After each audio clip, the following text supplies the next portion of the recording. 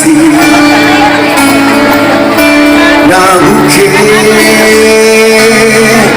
tesuki rika sayang namu jangan tersambuni hei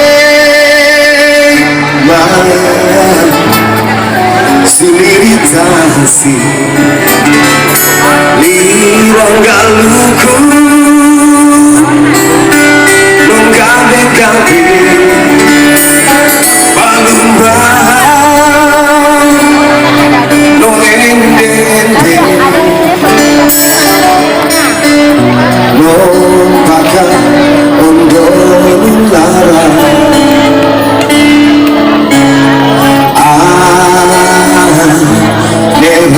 nepalaisi lompandene paina narangguni lo tunggalo isi ni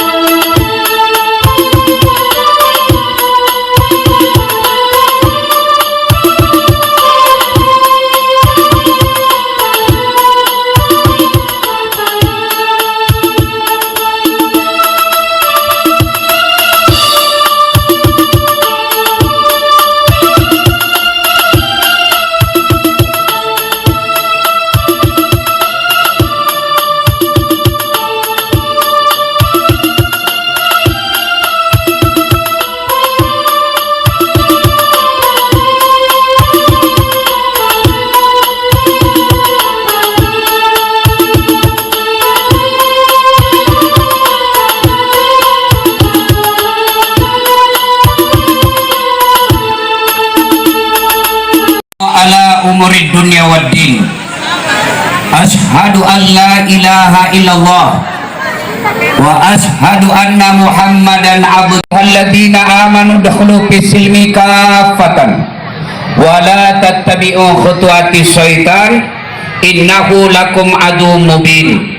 Wahai orang-orang yang beriman, masuklah engkau ke dalam Islam secara sempurna, dan janganlah engkau ikuti langkah-langkah setan, karena sesungguhnya setan itu musuh yang nyata bagi kalian. Bos. Sudah nih. Tidak ada yang jahat di sini. Tidak ada yang jahat. Kau ikuti langkah-langkah setan, karena sesungguhnya setan itu musuh yang nyata bagi kalian. Ternyata saat saya ceramah di sini juga masih banyak setan yang berkeliaran. Setannya bukan pocong, bukan popok, bukan parakang, tapi apa setan yang ada di tengah-tengah kita bentuknya handphone. Baru mina simpan HP-nya itu. Ustaz, kita mau rekam Ustaz supaya bisa didengar. Ibu ndak usah rekam, kameramu sudah kabur, suaranya ndak jelas. Jadi bagaimana caranya Ustaz? Tuh ada kamera saya bawa. Nanti hasilnya gambarnya jelas, suaranya jernih. Gimana caranya? Buka YouTube, tulis Dasat Latif Pelantikan DMI Kota Palu. Keluarlah itu. Sudah itu jangan lupa like and share.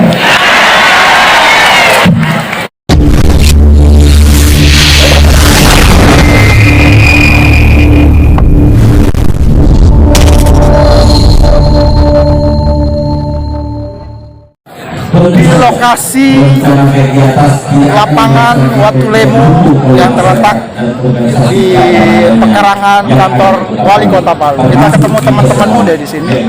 Halo, hari ini ada acara kegiatan pelantikan Dewan Masjid. Nah, coba kita tanya pendapat anak muda. Seperti apa rasa cintanya pada masjid? Dikenalin dulu namanya. Ya, perkenalkan, nama saya Edi Bintang Putra. Ya, rasa cintanya saya kepada masjid itu sangat cinta, paling sangat cinta, dan saya sangat sayang dan cinta kepada masjid. Bentuk cintanya itu seperti apa? Sholat lima waktunya. Kalau masalah sholat lima waktu, ya, kalau subuh masih jarang. Selebihnya, ya, insya Allah. Nah, coba. Anak muda, saya masih belum jelas namanya siapa? Andi Bintang. Andi Bintang siapa nama panjangnya? Andi Bintang Mahaputra. Andi Bintang Mahaputra dipanggil Aceh. Bintang. Oh, Bintang. Bintang. Iya. Ini ya, kita baru akan meninggalkan bulan Syawal nih. Nah, ini kan Ramadan, kita sering ke masjid. Kalau hari-hari biasa kamu intensitas ke masjid berapa kali sehari? Berapa kali seminggu? Kalau seminggu, ya, kadang 5 kali. Itu waktunya apa? Apanya? Waktu-waktunya, waktu sholat subuh. Ya, subuh setiap sholat. Ya, sama satu minggu itu 5 kali. Ya. Gitu. Kalau jarak rumah ke masjid berapa jarak? 500 meter kayaknya. Oh, berarti dekat ya? Dekat saja, dekat jauh.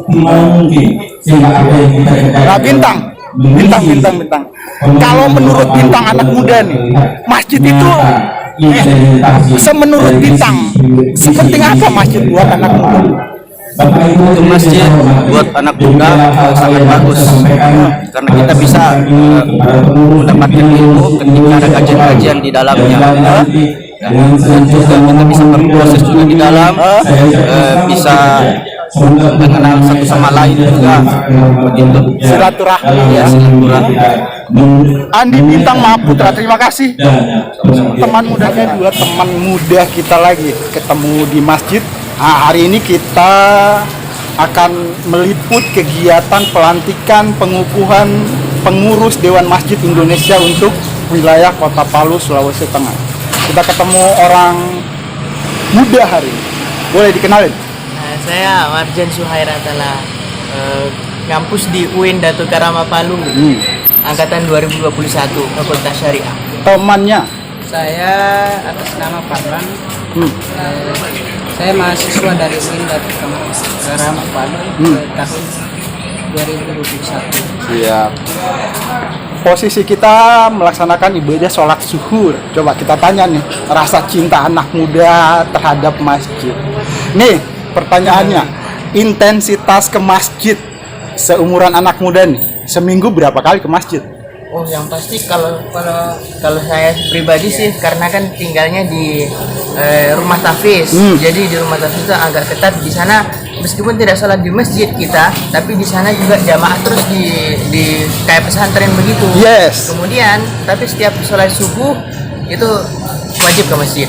Jadi insya Allah subuhnya terjaga selalu. Saya pangkas, itu sholat subuh, ya paling rata-rata kita manusia muslim agak-agak berat sih ke masjid. Nah, kamu kenapa ke masjid subuh? Nah, itulah. Empat waktu lainnya di kemana? 4 waktu yang lainnya kita di rumah, karena pertama kan karena di rumah waktu yang lainnya itu saya rasa mudah ya, jadi nggak terlalu berat. Jadi di rumah pun kita pasti sholat. Tapi diusahakan untuk di masjid. Tidak diusahakan, karena di rumah kita juga jamaah juga, karena saya tinggalnya di rumah tahfiz. Kemudian kalau di subuhnya biasanya kita kan kalau subuh ini berat. Kita kan kalau subuh biasanya ngantuk disitulah enaknya sendiri, tuh ada rasa tersendiri kita kalau sholat kalau sholat subuhnya ke masjid itu berbeda rasanya. Dan itulah yang diambil supaya sama ustadz kami untuk subuhnya wajib ke masjid. Dikenalin lagi namanya, masih kurang jelas tadi. Ya, saya atas nama Farlan. Temannya Farlan. Oh, saya atas nama Marjan Zuhair atau Ilah. Dipanggil Marjan. Farlan dipanggil Farlan. Farlan juga. Nah, coba saya mau dengar dari Farlan tanggapannya, anak muda seberapa intens ke masjid? Kalau secara pribadi saya mungkin sehari itu tidak dibilang 5 kali dalam satu hari itu ke masjid. Tapi kalau dibilang dalam sholat subuh, kadang-kadang karena saya jaraknya dari tempat ke masjid agak jauh, jalan biasa. Kadang-kadang ke masjid. Kalau di 5 waktu, jarang-jarang ke masjid, dikarenakan jarak. Jarak. Berapa jarak rumah ke masjid? Ya, sekitar 100 meter lebih lah. 100 meter lebih. 100 Iya. meter itu dekat aja. Iya, kan jaraknya keluar itu agak jauh lah dari tempatnya saya. Siap. Kurang pasti saya jaraknya berapa. Iya. Kasih. Untuk channel Dedi Sapa Teman, terima kasih anak muda Farlan sama Marja. Boleh dipesan untuk channel saya, jangan lupa diapain ya? Jangan lupa di like dan subscribe. Iya. Jangan lupa tonton terus videonya dari Dedi Sapa Teman. Dedi Sapa Teman. Terima kasih. Insya Allah bermanfaat. Ada teman lainnya di sini. Teman-teman remaja, kalau remaja bukan, anak muda lagi. Anak muda pencinta masjid. Boleh dikenalin? Ya, perkenalkan, nama saya Iwan Ferdiawan. Kalau saya Rihan. Sorry, ini dipanggilnya Iwan. Iya, Iwan. Nama panjangnya? Iwan Ferdiawan. Iwan Ferdiawan. Fergi. Iya. Iwan Ferdiawan. Kalau saya nama panjangnya Muhammad Rihan. Cuman biasa orang panggil Ean. Ini ya teman-teman kita muda, hari ini ketemunya tempat yang barokah, masjid. Insya Allah. Kalau nggak salah ini masjid, bukan nggak salah. Memang ini Masjid Al Bayan, beralamat di Jalan Kakak Tua Kota Palu. Nih anak muda, pertanyaannya, kalian seberapa intens ke masjid? Ya, 98% lah. Ke masjid? Ya. Lebih sederhana pertanyaannya, dalam seminggu berapa kali nginjak masjid? Hampir dibilang sering. Insya Allah. Dipersempit, dalam sehari kamu ke masjid? Ya. Ya, ke masjid. Coba satu-satu jawabnya. Abang Ian, Abang Iwan dulu. Ya. Sehari berapa kali ke masjid? Kalau nggak sholat, biasa kan ketiduran kalau subuh, jadi nggak ke masjid. Ya, kalau subuh Otomatis, sih ya, rata-rata kita ya agak sedikit berat. agak ya sekitar 4 kali. 4 kali. Kan 5 waktu. 4 kali ke masjid. 4 kali ke masjid. Kalau Abang Ian? Kurang lebih sama sebenarnya. Biasanya begitu. Kalau Insya Allah kalau duhur, asar, maghrib, isya, Insya Allah ke masjid. Cuman biasanya subuh. Kadang-kala tidur, kadang-kala tak bangun. Kalau tak bangun Insya Allah Nih, kalian ini sebenarnya adalah warga kota gitu. Warga kota, warga kampung. warga kampung, Ya, pendatang, perantau. Di sini statusnya apa nih? Mahasiswa. Mahasiswa ya? Iya. Mahasiswa lengkapnya? mahasiswa apa ini jurusannya? Ya. Informatika. Abang dia Kalau saya mahasiswa info apa? Fakultas Hukum. Fakultas Hukum, Saya mahasiswa fakultas teknik. jurusan teknik informatika.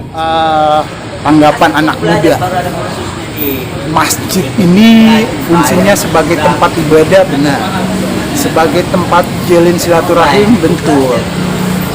Selain itu, jarak rumah, kalian kan pendatang di sini. Iya. Saya mau tanyakan di kampung, kalau jarak dari rumah di kampung sana ke masjid berapa meter kira-kira? Abang Iwan. Kalau rumah saya sih nggak sampai cuman sekitar 2 meter aja. 2 meter? Ya. Berarti ini nih, siapa mas? Kalau keluarga Bapak atau Iwan sendiri masuk dalam apa istilahnya lingkup masjid sebagai marbot atau Ya kemarin itu di masjid itu sempat jadi marbotnya, jadi muazin. ya? Dan sekarang ada kesibukan di kota jadi merantau ke sini. Jadi sudah berhenti. Ya, berarti ini ya diberi ke yang lain lagi. Ya. Kalau abang iya, rumah ke masjid jaraknya seberapa jauh? Ini yang di kampung ini? Ya. Oh, kalau di kampung itu berapa ya? Kurang lebih ada 500 meter kayaknya. Siapa di antara anggota keluarga yang aktif ini sebagai jamaah apa pegawai syara atau marbot? Biasanya saya balik kampung. Oh tidak, kalau untuk pengurus masjid, kalau anggota di rumah tidak ada. Keluarga lainnya ya, paman atau Ada keluarga dari papa. Jadi biasanya dia apa ya, muazin di masjid. Jadi tiap waktu sholat dia yang muazin di masjid. ini 2 orang yang berprestasi. Abang Iwan ini prestasinya sebagai muazin, Abang Ian saudaranya, kerabatnya ada yang bertugas di masjid. Coba saya mau tanya tentang tugas seorang muazin. Tugasnya itu kalau dalam 5 waktu harus penuhi 5 waktu di masjid. Harus. Karena sebagai muazin itu ya otomatis kita harus duluan di masjid. Ya. Sebelum orang-orang semua pada datang kan kita ibaratnya kita manggil orang ibadah. Iya. Jadi ya tugas itu agak berat sih, tapi Ikhlas saja. ikhlas. Tapi serius itu enak.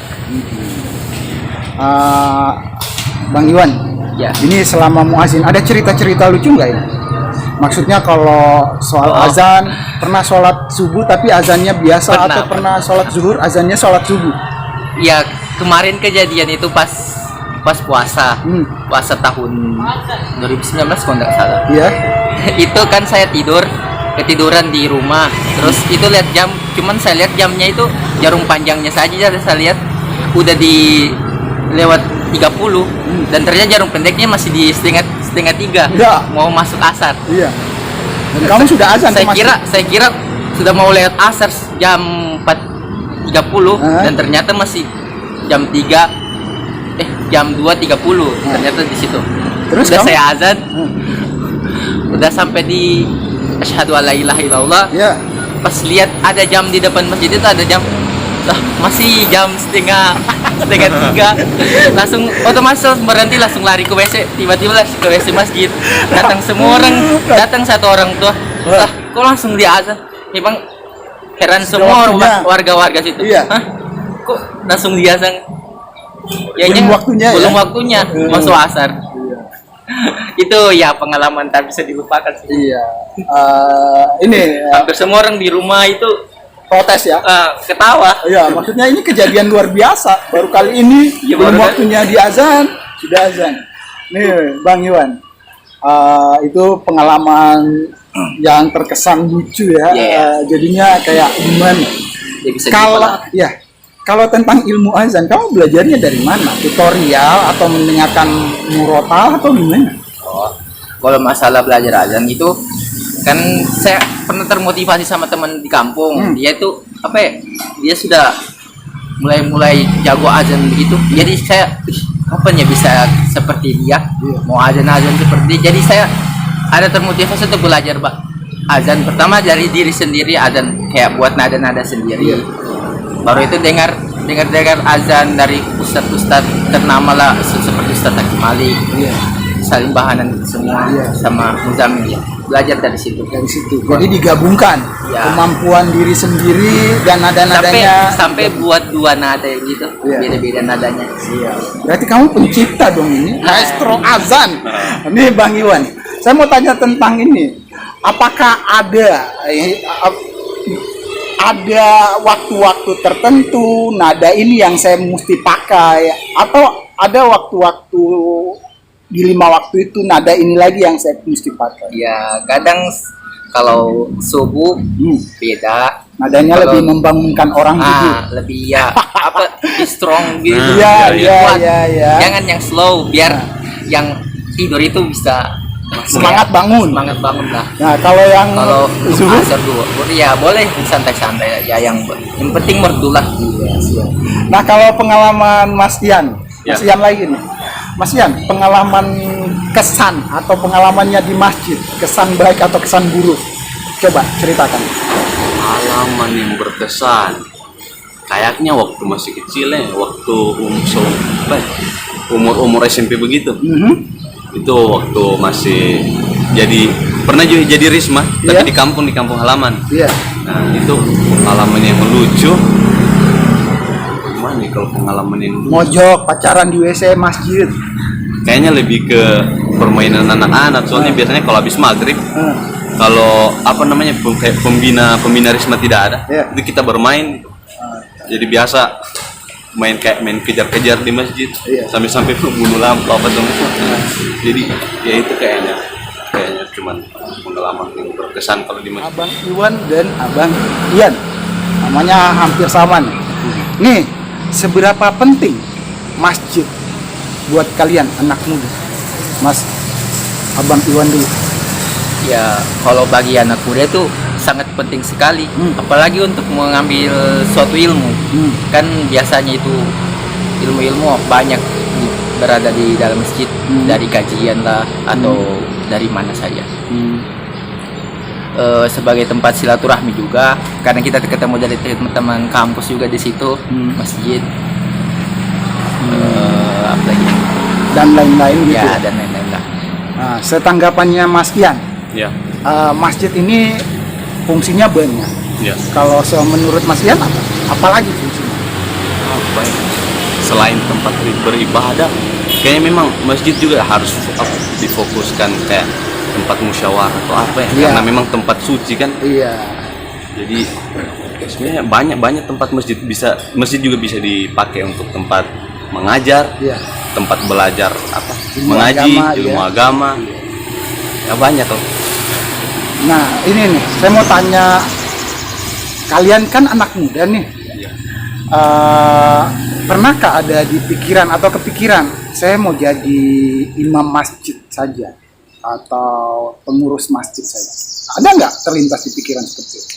Ya kalau bagi saya pernah dan ingin juga jadi imam masjid, tapi ya ada problem sedikit di dalam desa saya, jadi ya agak terhambat begitu untuk anak muda jadi imam di sana gitu. Kalau Abang Ian pernah nggak kepikiran saya mau jadi pengurus masjid aja? Kalau terlintas, kalau sekedar pengurus itu pernah, karena yang dipikirkan ini amal jariahnya kan. Ya kalau terlintas seperti untuk menjadi imam atau muazin kayaknya belum. Tapi tujuan utama menjadi pengurus masjid kan itu saja, amal jariahnya. Jadi lebih ke kejar pahalanya. Nah, nih kita selisih banyak nih umurnya. Kalian kan masih bersemangat untuk hidup, melanjutkan perjuangan. Gini nih, berikan pesan yang baik, berikan pesan yang bersemangat untuk teman-teman muda lainnya. Hubungannya untuk mencintai dan melestarikan masjid. Abang Iwan dulu. Bagi saya, untuk teman-teman anak muda di luar sana, kita adalah salah satu anak muda yang sangat banyak ujiannya, apalagi kalau masalah memfakulkan masjid itu sangat susah sekali. Tapi ingat, anak muda yang terpaut hatinya kepada masjid itu akan dinaungi Allah di padang mahsyar nanti dan masuk dalam 7 golongan itu, insya Allah. jangan bosan-bosan untuk ke masjid teman-teman. Abang Ian, Ya. pesannya untuk teman-teman anak muda nih. Kalau dari pesan saya untuk teman-teman semua itu, mari kita sama-sama makmurkan masjid. Usahakan 5 waktu di masjid, karena memang kewajiban laki-laki itu sholat di masjid. Iya. Karena Rasulullah sendiri itu pernah berpesan atau bersabda, kalau laki-laki yang sholat di rumah itu katanya bakar saja rumahnya kalau laki-laki. Jadi mari sama-sama kita makmurkan masjid, sholat di masjid sama-sama. Terima kasih.